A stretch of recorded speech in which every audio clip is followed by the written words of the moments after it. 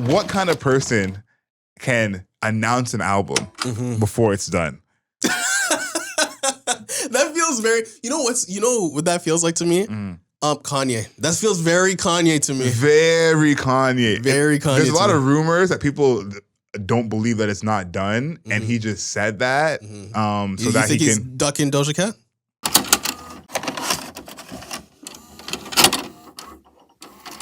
All right, welcome back, people. This is Soundbites, the part of the Album Mode podcast where we're talking about the lyric, we're talking about the music, the culture, and the internet, and how those three things intertwine to create the music, hip hop culture that we have today. This is DeMar Grant, aka King Grant, and I'm here with my esteemed co-host, co-creator, Adriel Smiley, aka Mr. Smiley, aka Adriel Smiley Official. We're also here with our producer, Agent Zero. Patient Zero. Chris, Adriel, we are back. What? Drake is not coming, unfortunately. I thought Drake was on his way. No. But you know who is on his way and who has arrived? Cleo Soul. Yeah, it's kind of a surprise. She gave us like a day of notice, basically, but that's one of my favorite things. When you're kind of like a smaller artist, you can kind of like just do shit, you know? Yeah, and it's like, I guess it makes sense because her fans listen to her like whenever she drops. But I think Cleo Soul is big enough that she could have done like a proper rollout. But then again, she dropped the same day as Diddy, so that's kind of a big shadow right there. Yeah. Tell me more about this Diddy album, because I heard a couple of songs off of it. And I was like, okay, it's cool. But I'm also hearing that it is album of the year worthy, and I am befuddled by this. To be fair, I am not even all the way through it yet because it is 23 songs. Oh, okay. So I still have not listened to the full album. Okay. But people saying it's album of the year, I am not opposed to that from what I've heard so far. Wow. Because Diddy, I think, did what people have wanted someone like Diddy to do, is have a proper like compilation R&B album. When's the last time we had like a compilation R&B album like this? A very long time. Other than Rory's album, but it's like people say he was doing this for 5 years. Artists come out of the woodwork talking about sessions they were in 2018, 2019 to put this album together, and he kind of gets everyone, I want to say, in their bag like that they wouldn't get on their own. And you see what makes Diddy, like his ear, how he puts songs together. So I think it's really good. The song with your boy on it, The Weeknd. Well, I don't want to say it's a miss, but it's one of the not better songs on there. Isn't that his last feature too? Yeah, I don't believe that. I just want to The Weeknd. I think one of the things. I'm not even one of the things. I think this is the weakest part of The Weeknd's artistry. His features are just like not very good. Yeah. Like they're never to the level of just like his solo work. There's never a time where I'm like, there's never a time where I'm like, oh, he took over a song, or like the whole song hinges on because what The Weeknd did in his feature. He's never been the one time that I would say he has that, which is like, I don't even count it because it's technically a Weeknd song. Yeah. It's Crew Love with him and Drake. Everyone wants a Weeknd song. Yeah. So it's like, you're right. He's never. But here's my theory, okay? My theory is that on The Weeknd's music, he kind of has all these personalities that he like filters through. And starting out, he was always impersonating a Michael Jackson. Right. And I think that's what he goes into features with. A lot of times features feel like it's like a watered down version of him, which I don't understand why anyone would want that. Yeah, they just want the vocals of The Weeknd, but not like the personality and like the texture of what The Weeknd does. And that's like the worst version of him. I mean, it's still good. The Weeknd, yes, incredible vocalist, legitimately. But like, this is the weakest version. Like, give him some more stuff to work with. He's more than just a vocalist. Yeah. He's more than just a vocalist. It never works for me. And the song that he's on, Another One of Me, features French and 21 Savage. Yeah, they did not need to be on that song. Respectfully, they did not need to be there. So that's one of the things I would say is like a miss from this project. But we'll come back to this on another Soundbites, but I want to hear what you think of it, because there are not many albums like this, period, I think, that have been made in the past few years. Right. And so I think it's a unique project, technically double disc. That's what they're calling it, but it's fucking 23 songs. So 23 songs. Also, we live in 2023. Does anything exist on 2 discs? No, is that a real thing? There's no double discs. But I do think that you'll like this project because he has obviously a bunch of artists on here, like big names in R&B, and he gotta get everyone in their bag. And it's an older sound. It kind of sounds like it's from the 90s at certain points. Cleo Soul's project, yeah, she doesn't miss. This is another one. This was actually a shorter project, 9 songs, which I liked, but she's in her same bag. I would say that this sound is kind of a little twist on her usual sound. So there is that, but Cleo Soul, she is one of the few young acts I feel like is already in legacy territory without putting that much music. Yeah. She's made it to the point now where it's like a flex for people to like listen to Cleo Soul. Like someone will mention Cleo Soul to like be impressive of like, oh, I listen to Cleo Soul.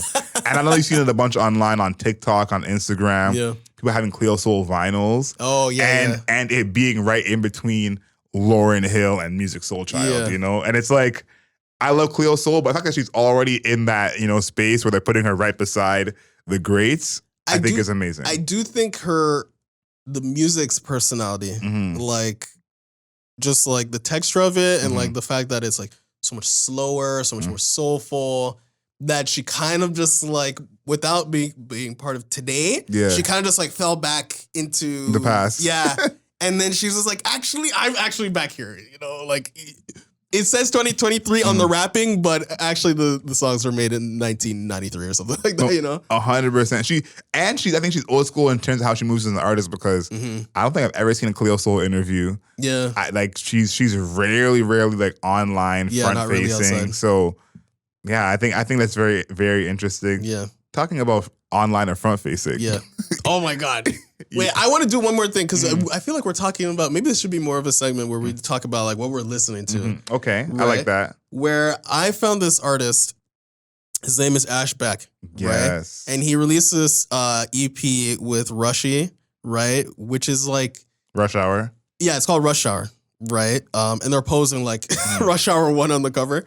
But I think they're making this like music that's like reminiscent of like Nux, where it's not fully drill and it's not like just straight hip hop. It's like this weird ethereal, like the sound is like really ethereal. Like that's probably the best way to describe it, where it's just like very floaty. The synths are kind of like PS1 type of sounds, you know, like PlayStation 1 type of sounds. And they're just rapping, but it's still got like like the drill drums on it, right? Yeah. So that's what I've been listening to. It's just really, I've been stuck in this. It's a space. Vibe, man. Yeah, it's a vibe. Like, I think we got to find out a name for this genre because we were talking about it before. Saint does it a lot. Yeah. Jordy does it a lot. Yeah, Nux too. Nux does it a lot. Unknown T has some features there, but he doesn't live there. Remember Dada? Where I was like, Dada is like my favorite song by him. Like he's also in that space a little bit too. Yeah, I feel like what this reminds me of is that Tumblr era of hip hop when rappers were either sampling or working with, you know, the indie underground artists of that era. This is like the UK version of it, like UK Tumblr rap. Yeah. Like Drake when he works with Leaky Lee, like this is like, you know, the UK version of that. But it's a vibe. Like if someone hasn't like heard this like sound we're talking about, you could get lost. Yeah, which I currently am. The bar is in the void. Yeah, I'm like, woo! Of the PlayStation 1 drill. Yeah, maybe that's it. PlayStation PS1 drill? PS1 drill? Yeah, PS1 drill is probably what it is. Maybe, I like the idea. Maybe you should make that part of the segment of like what we're listening to right now, because I think that would be a very interesting to see. Because you're right, you can get in any mode, and the PlayStation 1 drill can have you for weeks. Okay. Like, yeah. I like that name. We're naming it that. That is ours. PlayStation 1 drill. PS1 drill, PlayStation 1 drill. Where it's this floaty, ethereal. It's kind of got some jazz sounds. Like it kind of has like a little bit of like city pop. Yep. Isn't it? Right. So yeah, it's like floaty, ethereal, city pop, but it's still got the drill drums on it. Still got the drill that bounce, yeah. Right. So there's still pace to it. And people are just like rhyming. It's the flow. Like I would love to hear more Unknown T on this, man. I would love to hear that. Yeah. If a song I'll suggest, Nux, Unknown T, Yeah. Right Hand. Right Hand. That one is really Rushy had this song called Pressure that recently came out too. If you sell, I mean, their EP together, right? Which came out on the 13th, so it's very recent. That whole EP, you know, Selly, I think Royale, which is the first track. If you just play Royale, you'll understand exactly what we're talking about when we're saying PS1 Drill. Yeah, so that's where I am right now, where I'm just like floating in this space, bro. Honestly, you've inspired me. I'm gonna make a playlist of this. PS1 Drill? Yeah, we should. Sure. Yeah, we should make a PS1 Drill. For sure. Like, this is because this is some of my favorite of the UK like drill sound is this like sub genre that we've named today. Yeah. So yeah, no, definitely love it. I want to talk a little bit about Drake and his absolute fucking nonsense because what kind of person can announce an album before it's done? That feels very. You know what that feels like to me? Kanye. That feels very Kanye to me. Very Kanye. Very Kanye. There's a lot of rumors that people don't believe that it's not done, and he just said that. So that he's ducking Doja Cat? Because it was supposed to come out on the same day. It was going to be Drake versus Doja Cat. Here's what I think. I think he's right to duck Doja Cat, even though I think Drake would still win. Right. I think Doja Cat is not someone who you want to mess with because I got some Doja Cat thoughts. I'm saving them for the time, but I had some real Doja Cat thoughts. Okay. So I think he's right to duck Doja Cat. Right. But I also think this is the second time. Honestly, Nevermind was along the same lines. Yeah. Not Honestly, Nevermind. What was his album Views. after that? Not Views. No, Views was this too. Yeah. But Her Loss. Yeah. Was it's not done yet. It'll be coming soon. Just the audacity. All my musicians listen to this. All my artists listen to this. I know you are pissed that this luxury he has to announce an album that is not done, quote unquote, not done. But you don't believe it's not done. You think it's complete, and he's just moved it. For sure. I actually am with that theory because I just think that the idea of announcing an album before it's done and then pushing it back so you have to work on it while you're on tour. So when is he gonna work on it? You know, like I don't know. You know, that's the other part of it. And his theory of I want to release it on that last day when he's in Toronto for that last tour date. To me, that's like you didn't have this thought process 2 weeks ago. 2 weeks ago, months ago. No. Did you forget that you had tour dates? Like you know, so that's pretty weird to me. Let's talk about the single as well, "Slime You Out." Yeah, that song is not very good. Yeah, I don't love that single. I heard someone say it's a good song, but not a good single. Yeah, I don't mind that take. I don't think like the song. Period. Yeah, I think this is one that could have been kept off the project. And I also don't understand this choice as a single. I get it because it's SZA, and so you have that love for SZA, and SZA and Drake have their history, their past, but. This is one of the weakest singles he's had for a project ever. The one I think of that I really was like concerned about when it came out single was Started From the Bottom. Really? And that, that turned out to be fine. That worked out. But Started From the Bottom, when that was a single, I was kind of like, oh my God, he's over. He's lost it. Drake's done. And the other one was Over. When Over was a single for Thank Me Later, I to this day I hate that song. Really? And when that single came out, I was like, Drake, you've done great things in your career. Please don't fuck it up now. You're just getting started. So I would say this is probably still the worst. I'd go Slime You Out, Over, and then Start From the Bottom. But I'm sure you can recover. Yeah. But to me, I think that other theory I've heard about he saw the response to Slime You Out, and that's part of the pushback. I couldn't believe that too, because this is probably the worst single he's ever put out for an album. Yeah, and I'm struggling to find or think of a worse one. Because usually he's actually very good about putting out singles or even the 2-packs. Yeah. 2-packs are usually really good too. So, I don't know. It was just like kind of boring. And it's like R&B Drake, I get it. Like, I get it. I get it. It's not the R&B Drake I like though. Yeah, I think it's more of like kind of like a jungle. Yes, yeah, that's a good one. But jungle's way better than this. And I just think like the drums, like are just I don't know. I just felt like a boring track. I felt like there was just it didn't go anywhere. Drake's singing is like, it's fine. I don't know. SZA, I feel like SZA's got way more in her bag than what was happening on Slime Me Out. Yeah, this track was lazy to me. Yeah. I like the Drake rollout that he did this bit for More Life, and I guess it was doing it at the beginning of this tour of like the freestyle with Central C, the random freestyles. That I think is the best Drake rollout because Drake is an artist who anything he drops audio wise, people will treat it like it's Drake music, And so he can keep the music that's on the album while still giving people something new to listen to.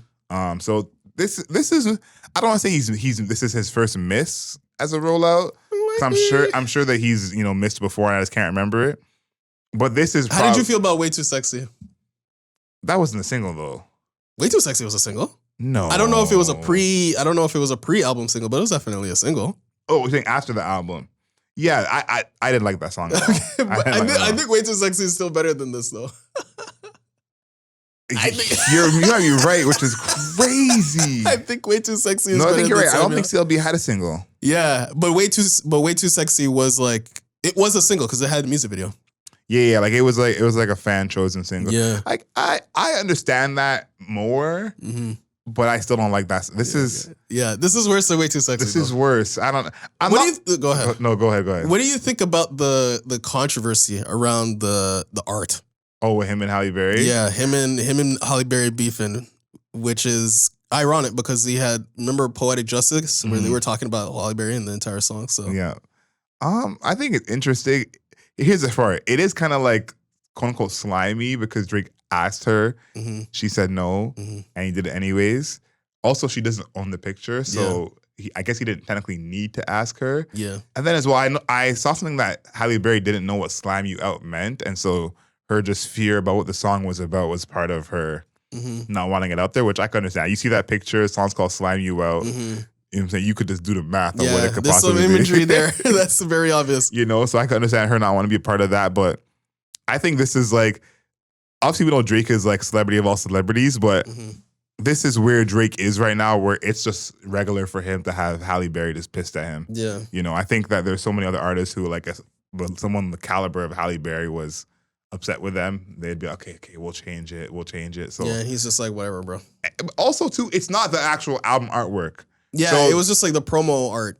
So that has to, hold some weight that like people play the song, they're not actually gonna see that slimed out Halle Berry. Also, I didn't even know that it was her when you see the picture. Yeah, when I saw the picture, same. I had no idea it was her until this popped off as like, oh, Halle Berry this and like she didn't approve. I'm like, that was Halle Berry? Have you seen the clip of it happening? No. So it's at an award show. I think it's a Nickelodeon award, something like that. Oh, okay. But when I saw the clip, going back in time, I said, yeah, look at a time we were in where this was just normal.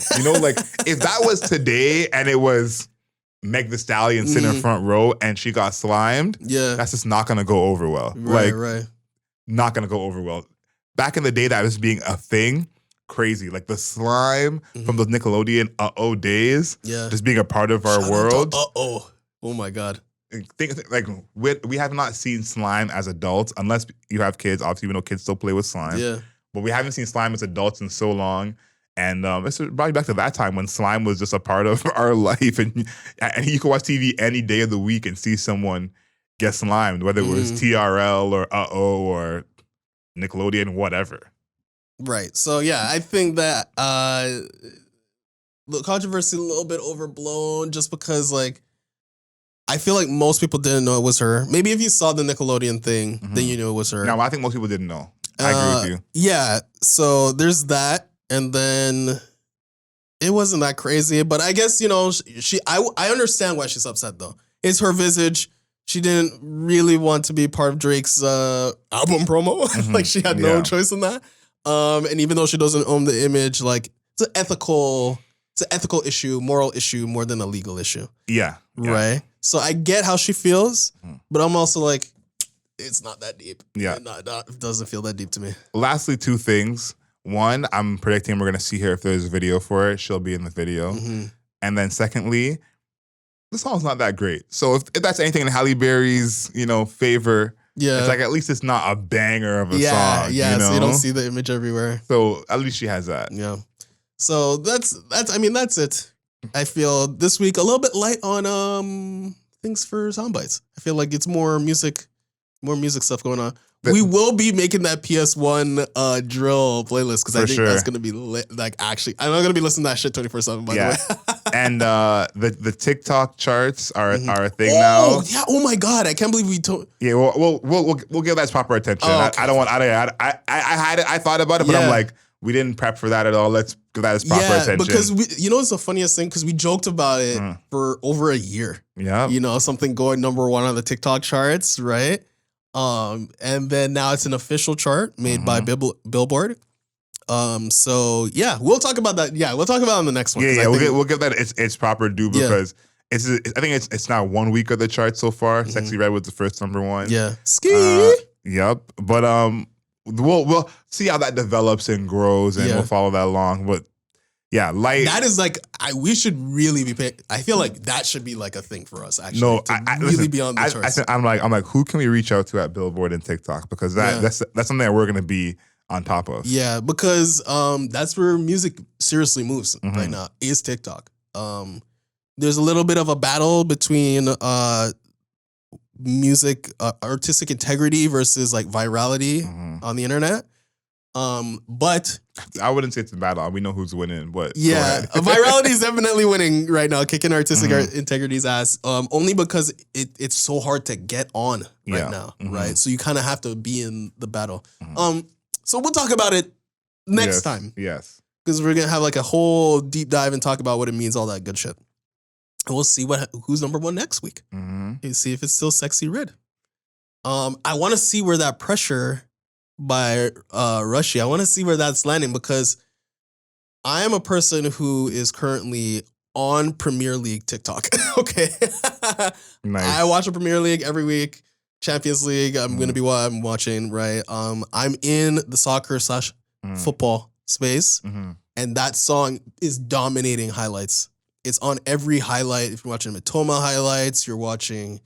Pressure's a highlight song right now. Yeah, it's a highlight song, right? Yeah, if you're the EPL highlight song, that's good. That's good. So I'm thinking like I just want to see where it lands. See like now, the TikTok. That's what's interesting about the TikTok charts to me. Is like, okay, if a song is like trending for highlights, or if it's trending like the dance, that dance, the Will West dance, back on 74 by Jungle. So. Well, okay. I'm going to get into it, but like even that, like there's a viral dance, right? That's happened. It's a semi-viral dance, right? Of this music video back on 74 by Jungle, where this dance sequence is like everybody keeps repeating it, and that song keeps getting played, right? Because it's I know this. It's the guy with Will West where he's like, they're doing like this and this, and then like they're swinging his arms, right? So that's having a moment too. And I'm like, okay, where does that rate? Like, where does that rate on the chart, right? If you're having a little bit of a moment, not huge viral, but you're having a moment, or if you're part of like the highlight package, you're the highlight package song. Like, what does that mean for you on that chart? So that's what I'm saying. Like, it's really interesting. I'm very excited because I think something that happens a lot too is like in your own algorithm, something could be booming. Yeah. In your algorithm and outside of your algorithm, nobody knows. And this chart I think is going to help encapsulate that because there are things people tell me a lot of times like, I see it all the time. It's everywhere. Never heard of it. Yeah. And I think that's like what you're going to see. Is this actually booming everywhere or is this just in your circle? Just in your circle. So this chart will help make that more clear. Yeah. You know what I'm kind of upset by? This is like, if this happened at the beginning of the summer, New Jeans would have been booming. New Jeans would have been up. Yeah. OMG and Super Shy would have just been dancing at the top of this chart, right? Yeah. So dance craze is going to be huge for the charts. So, well, I think that's the thing. I think we'll see how much of this chart blends in kind of real life of a song and like how big it is, or is it just like the TikToks? Like how is this chart gonna show what it is. Because Ski Yee is a song that is very big in real life. Mm-hmm. You know, if when you go outside and Ski Yee comes on, it's everyone. Everyone's up. yeah, if you've been outside, you know what that reaction is like. Mm-hmm. So I wonder how much that plays into it, because there are some of these songs on TikTok where it's like, it's only on TikTok. You don't hear the song anywhere else. Yeah. And then some of these songs are like, you know, basically worldwide. So we'll see, baby. Yeah, we'll get to it. But I'm very excited to see how it goes. Very excited to see how it goes. I'm loving that concept. Okay. So thank you everybody for tuning into Soundbites today. Make sure you like, follow, and subscribe us on YouTube, baby. We're trying to make it to 5K. I think we're at 1.3, 1.4 right now. And we're trying to tip the scales. You know, first 1K, then 5K, 20K, 50K, then a million. Yeah. 5, 20, 50 million. I like it. So, yeah, make sure you like, comment, subscribe. Thank you, everybody, for listening today.